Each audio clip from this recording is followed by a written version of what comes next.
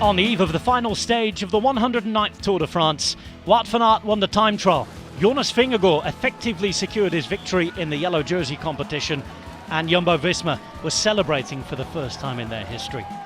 Over 3.5 minutes of a lead for Vingegaard heading on to the Champs-Élysées, the mostly processional stage with the racing on the final few laps, meaning that Denmark could celebrate a first Tour victory since 1996. A super show, 3 weeks, possibly the best race ever, certainly one of them. La Défense Arena was the venue for the start of the final 115-kilometre stage, just from the west of Paris in its financial district, in and around the Yvelines, Hauts-de-Seine, and back into the French capital for a truly remarkable, stunning, scenic finish. The last day of the men's race was taking place on the first day of the revamped women's race, Tour de France Femmes avec Zwift, each and every day live and on demand on Discovery Plus and GCN Plus.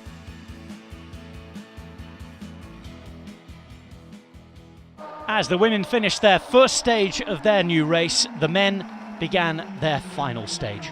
Vingegaard, Van Aert, as well as Pogačar, putting on a show even from the first few pedal strokes. The good-natured rivalry of this tour continued, as did the surprises. It was all for show. It was a slow procession to Paris with a clink of the champagne glass, showing off of brand new artwork on bikes, and plenty of celebration for those who'd been involved. Jumbo-Visma made their Tour debuts in 1984. This was their first victory after a few podium places in the last few years. Once the riders got past the Louvre, across the finish line for the first time, the racing really began. One more stage up for grabs, 50-odd kilometres to race up and down one of the most famous boulevards in the whole of sport. La Patrie de France were in town.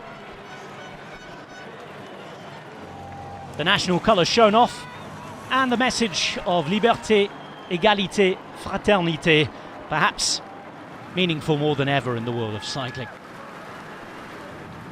Time for the first attacks. With 30-odd kilometres to go, they came, they went, and they were launched again. No group really able to get a gap until this one went, just inside 30 kilometres from the finish. EF Education Easy Post, Groupama, FDJ and Bora Hansgrohe all committed. They managed to get just under 30 seconds, but were brought back by the time it was time for the last lap.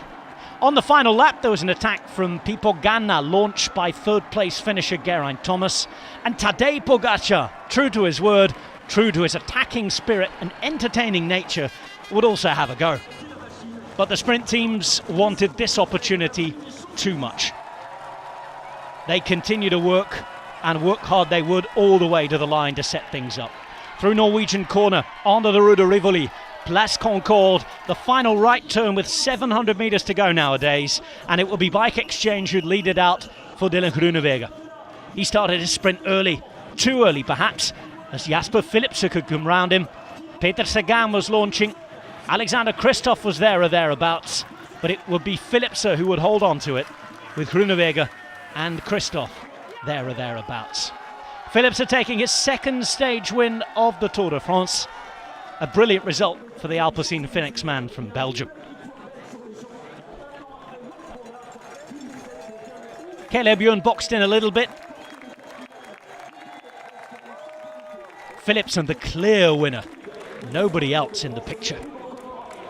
Philipsen beating Groenewegen, Kristoff, Stuyven and Sagan, with Le Croc, the Parisian, in 6th place.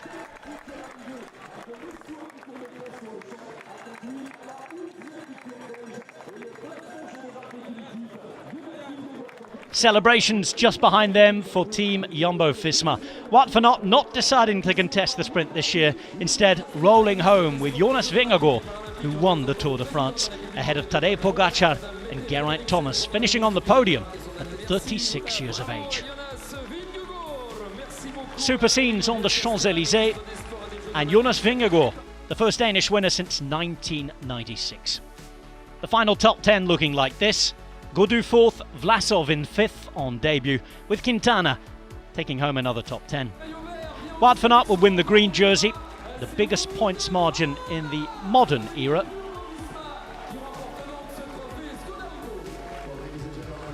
And Tadej Pogačar, the best young rider for the third year running. This time it wouldn't be yellow as well, but a brilliant white jersey win for the young Slovenian. Jonas Vingegaard was also the king of the mountains. The third year running that the GC winner was also the race's best climber.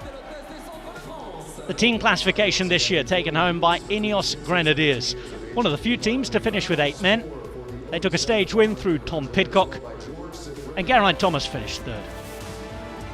The super combatif, the most combative rider of the whole race, was Wout van Aert. And the Tour finished in Paris for yet another year. Sun setting on a wonderful men's tour, 109th edition of the race, one of the most memorable. The racing continues though on Discovery Plus and GCN Plus with the Tour de France Femmes avec Zwift live and on demand.